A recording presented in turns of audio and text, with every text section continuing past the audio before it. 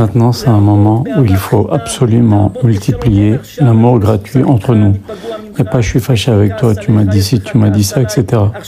On est tous les enfants d'un même père, Abraham, Yitzhak et Yaakov.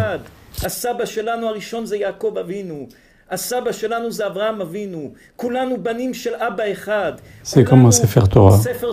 Chaque lettre, c'est comme une âme.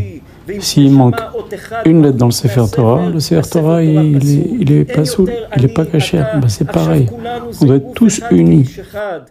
Après la Shoah, il y a plein de gens qui ont voulu se marier avec des femmes qui étaient malades ou qui avaient un défaut.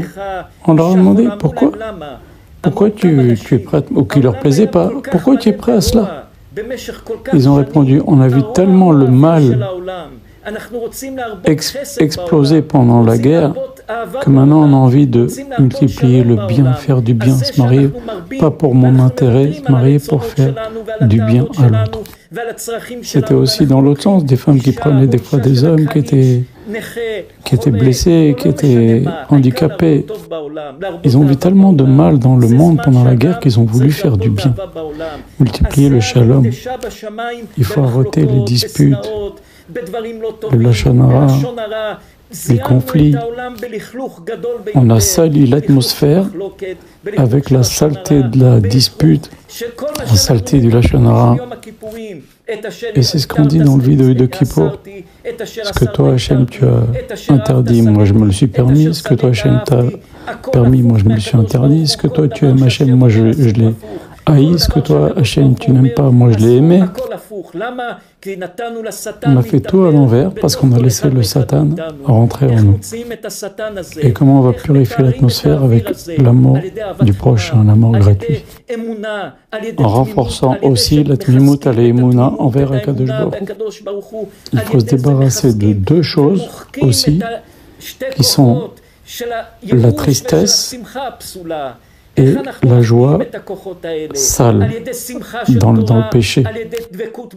Par exemple, c'est-à-dire quoi la tristesse? Il y a des gens qui, alors parce qu'ils ne sont pas millionnaires, alors ça y est, ils sont en déprime. Mais de quoi tu te plains? Tu vois, tu respires, tu es vivant, tu peux parler. T'attristé parce que tu n'as pas ce que tu rêves, c'est en quelque sorte comme se rebeller envers Akadosh Baruch Hu. Parce que les gens vont t'entendre te plaindre, ils vont se dire le pauvre, ils vont dire Akadosh Baruch Hu, ce qu'il fait c'est pas juste. Quelqu'un qui est en bonne santé et qui dit ah je suis pas bien, il fait un chilul Hashem, les gens ils disent regarde Hashem comme il est dur avec cet homme, alors qu'il a rien, il y a pas de quoi faire un drame. Et les gens ils sont pas contents parce que je suis pas content contre mes amis, contre mes rabbanim, contre mon patron. Comment on va arranger tout ça en faisant tout le contraire, dans le bon côté, dans l'amour du prochain, dans le bon côté. Chacun doit faire ce qu'on appelle un cheshbon nefesh, un examen de conscience. Comment je me suis conduit les derniers mois ou la dernière année? Et qu'est-ce qui ne va pas? Qu'est-ce que je dois arranger, honnêtement? Malheureusement, quand tu as tous ces juifs et juives qui sont morts, qui douchent Hachem, il faut savoir une bonne chose. C'est marqué dans la Torah, lorsque quelqu'un allume un feu, et ce feu consume une botte de foin.